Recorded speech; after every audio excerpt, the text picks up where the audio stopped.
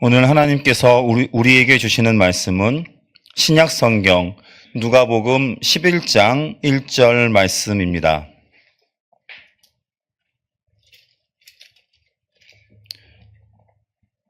제가 보는 성경으로 신약 성경 110쪽입니다.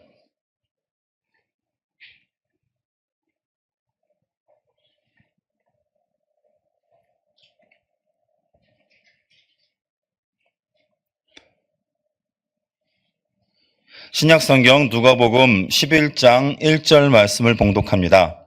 이 계시의 말씀을 봉독할 때에 살아계신 하나님의 음성을 다 함께 들으실 수 있기를 바랍니다. 예수께서 한 곳에서 기도하시고 마치심에 제자 중 하나가 여짜오되 주여, 요한이 자기 제자들에게 기도를 가르치는 것과 같이 우리에게도 가르쳐 주옵소서. 아멘. 사도신경, 주기도문, 십계명 등은 처음 교회에 출석한 그 새신자들이 아니라면 대부분의 교인들이 잘 알고 또 외우는 그러한 것들인데요. 그중 오늘은 주기도문에 대해 좀 살펴보려고 합니다. 네, 물론 주기도문의 그 각각의 간구들을 하나하나 살피기에는 시간이 너무 짧기에 또 그래서 몇 주간에 걸쳐서 그렇게 알아봐야 되기 때문에 오늘은 그렇게까지는 못합니다. 다만 우리가 주기도문이 너무나 익숙해져서 그저 주문처럼 그렇게 외우는 것으로 그쳐서는 안 되기 때문에 이 시간 이 기도에 대해 좀 몇 가지 나눠보기를 원합니다. 오늘 우리가 읽은 누가복음 11장 1절에 의하면 예수님의 제자 중 한 명이 기도를 가르쳐 달라고 말합니다. 우리에게 기도를 가르쳐 주옵소서. 우리는 복음서를 통해서 예수님의 그 제자들이 예수님께 이런저런 것들을 간청하고 또 묻는 경우를 종종 보곤 합니다. 우리에게 아버지 하나님을 보여주소서, 또 나를 구원해 주소서. 주님, 어디로 가십니까? 라고 말이죠. 한 번은 이런 질문을 한 적도 있습니다. 우리 중 누가 최고입니까? 이런 질문에 대해 예수님께서는 늘 대답을 하시지 않으셨습니다. 아마 그 질문 자체가 잘못된 것이기 때문일 겁니다.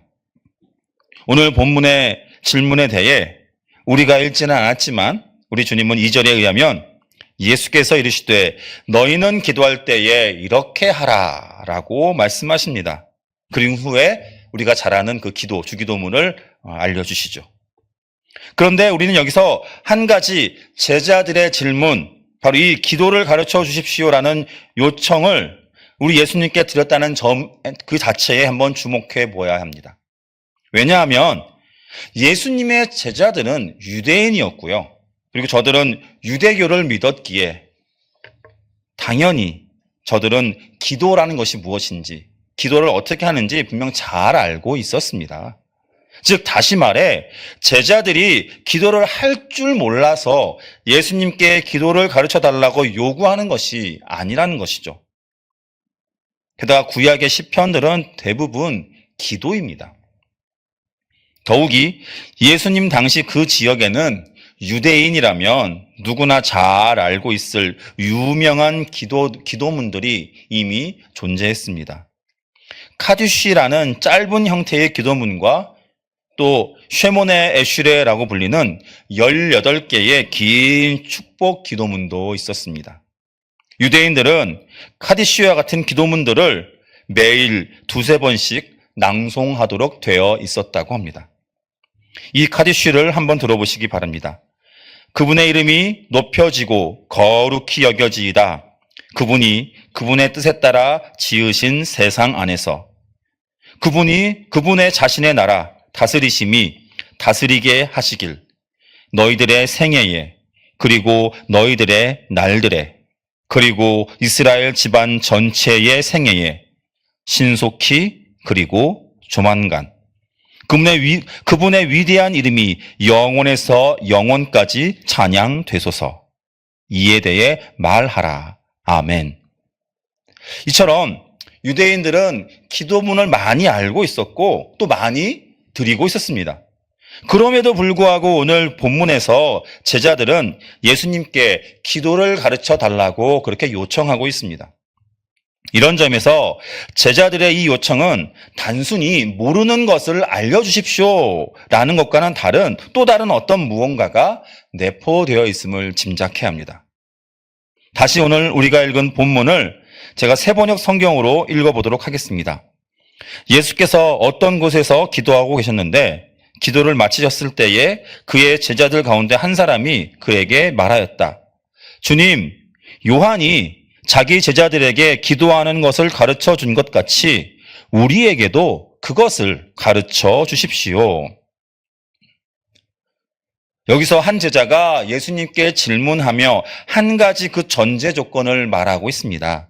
즉, 요한이 자기 제자들에게 기도하는 것을 가르쳐 준 것 같이입니다. 여기서 말하는 요한은 당연히 우리 예수님의 제자 요한이 아니라 예수님의 길을 준비하기 위해 하나님께서 먼저 보내신 그리고 예수님께 세례를 베푼 바로 그 사람, 바로 세례자 요한입니다. 아마도 세례자 요한은 이미 자신을 따르는 사람들에게 기도를 가르쳐 준 모양입니다. 때문에 예수님의 제자들 역시 자기들이 따르는 예수님께 저들처럼 기도를 가르쳐 달라고 그렇게 요청하고 있는 것이죠. 세례자 요한은 본문대로라면 자신의 제자들에게 기도를 가르쳤습니다. 즉, 자신을 따르는 무리들, 요한의 메시지를 듣기를 원하는 사람들, 요한과 함께 공동체를 이루는 사람들에게 기도를 가르쳐 주었다는 말이죠. 즉, 요한의 공동체에서 행해지는 기도문이 있었고 이는 요한을 따르는 사람들 외에는 이를 사용하지 않았음을 짐작할 수 있습니다. 세례자 요한이 어떤 사람입니까? 조금 전 말씀드렸듯이 그는 예수님께서 공생애를 시작하시기 전에 혜성과 같이 등장하여서 그 당시 공동체를 향하여서 유대인들을 향하여서 회개하라, 천국이 가까이 왔으니 회개하라라. 회개하라는 다시 말해 임박한 종말과 하나님의 심판을 선포한 사람이었습니다. 즉 유대교 안에 새로운 흐름으로 그리고 새로운 공동체가 생긴 것입니다. 그리고 그들은 자신들 나름의 신학적인 이해와 이상 그리고 소망 등을 담아 표현하는 자신들만의 기도를 드렸던 것이죠. 이제 우리는 왜 제자들이 예수님께 기도를 가르쳐 달라고 했는지를 짐작할 수 있습니다. 제자들은 예수님께 이렇게 말했던 것 같습니다. 예수님을 따르는 우리를 보십시오. 예수님의 생각과 예수님의 말씀을 들으려는 이 많은 사람들, 이들을 보십시오. 이제 우리에게 우리만의 기도를 가르쳐 주십시오. 저 요한이 자신의 제자들에게 기도를 가르쳐주고 자기들끼리 그렇게 함께 기도하는 것처럼 우리도 우리들만의 기도, 우리끼리 함께 낭송할 수 있는 기도, 예수님께서 가지고 계신 뜻이 담긴 기도를 드리고 싶습니다. 우리가 믿는 기독교에 대해 다양한 정의가 있습니다. 미국의 스탠리 하우어스라는 신학자는 기독교를 우리 인생의 긴 여정의 한 이름이라고 그렇게 정의하였습니다. 실제로 복음서에는 예수님과 그 제자들이 늘 어딘가를 향해 길을 가고 있었다는 사실을 또 어딘가로 숨가쁘게 움직이고 있었다는 사실을 보여줍니다. 마가복음 6장 6절에서 9절까지의 말씀입니다. 그들이 믿지 않음을 이상히 여기셨더라.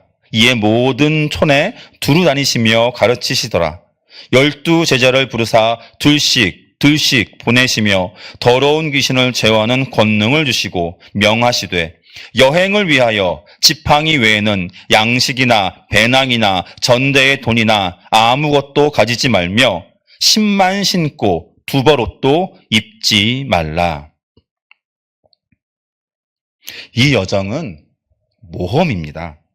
이 여정은 예수님과 함께 가는 길, 즉 세상이 우리에게 신뢰하라고 가르쳐준 그런 안전한 수단들, 이를테면 양식이나 배낭이나 돈이 아니라 오직 예수님만 신뢰하며 가야 하는 길이기 때문입니다.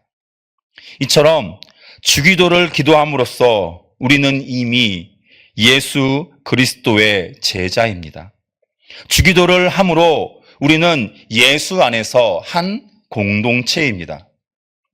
그러나 이것은 분명 위험한 여정입니다. 종교개혁가 마르틴 루터는 그리스도의 역사가 일어날 때면 마귀도 행동에 들어간다라는 말을 한 바가 있습니다. 세상은 예수님과 함께 길 떠나는 것을 결코 좌시하지만은 않습니다. 기독교라는 이 여정에는 늘 위험이 잠재해 있기에 우리는 더 기도가 필요합니다.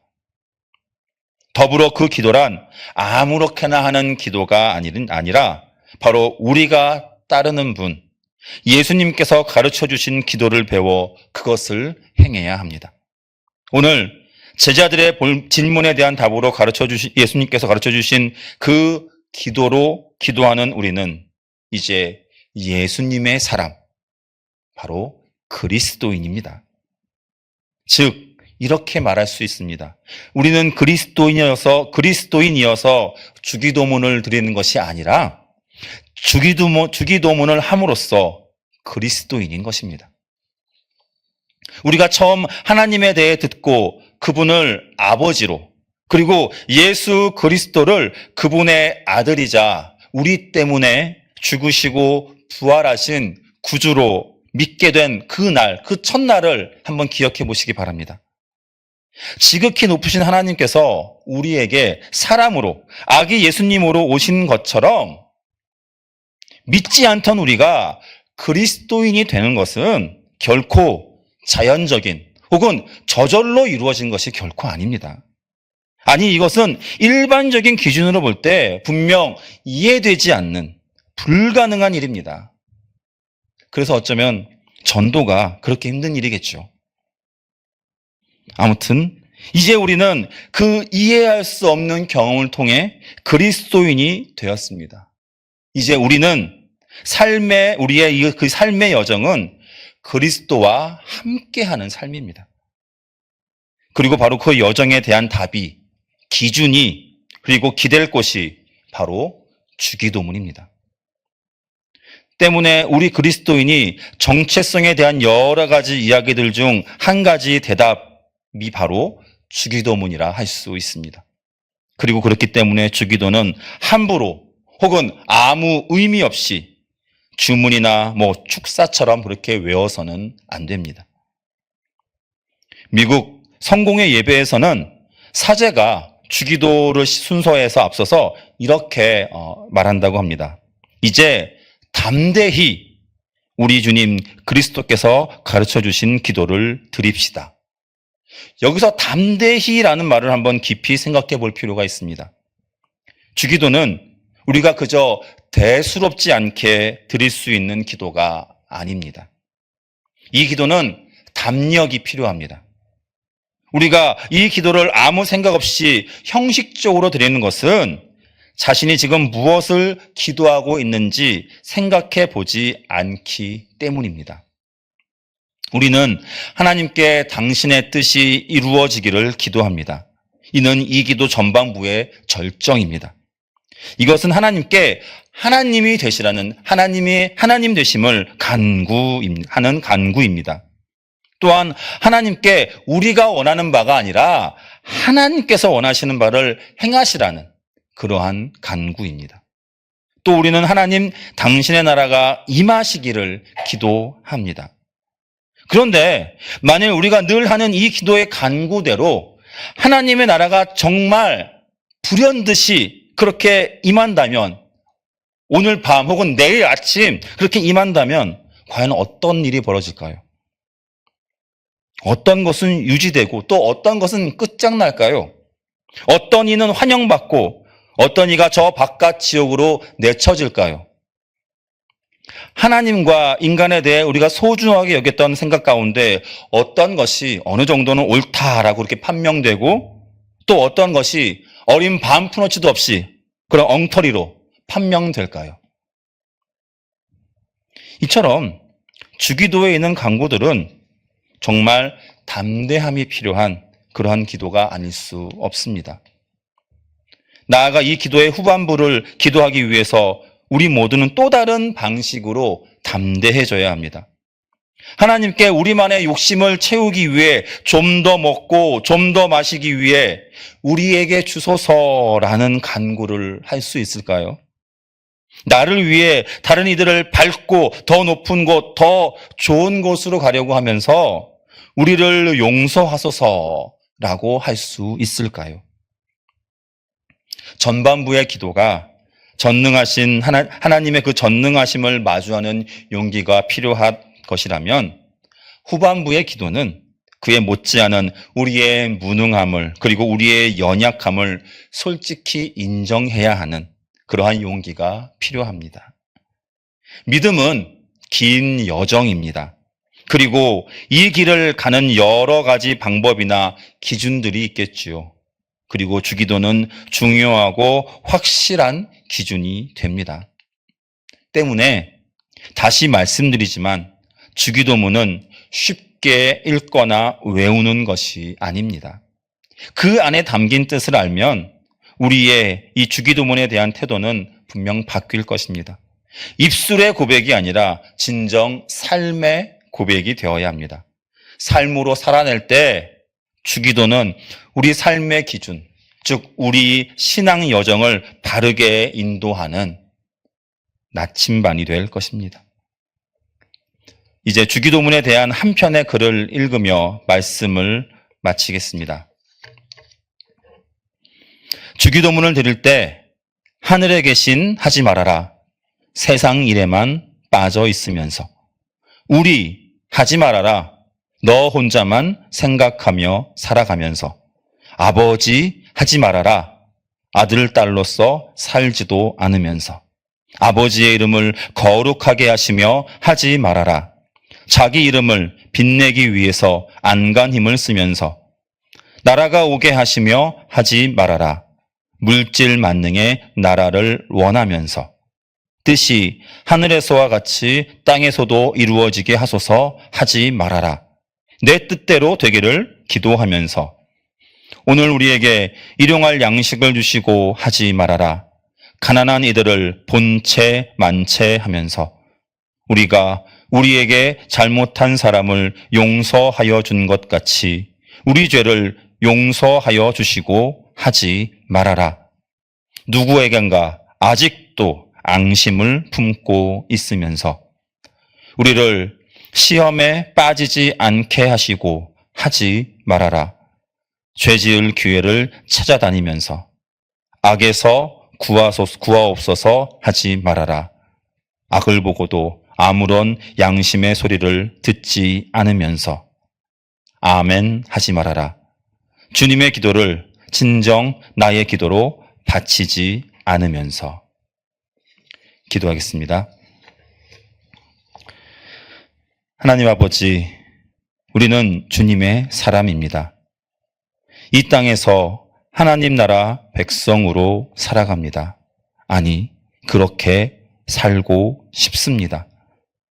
정말 그렇게 살고 있는지 스스로 묻고 늘 고민하게 하옵소서. 입으로만 외우는 주님의 기도가 아니라 진정 우리의 삶으로 기도의 간구를 살아내는 우리 모두가 되게 하옵소서. 예수 그리스도의 이름으로 기도드립니다. 아멘.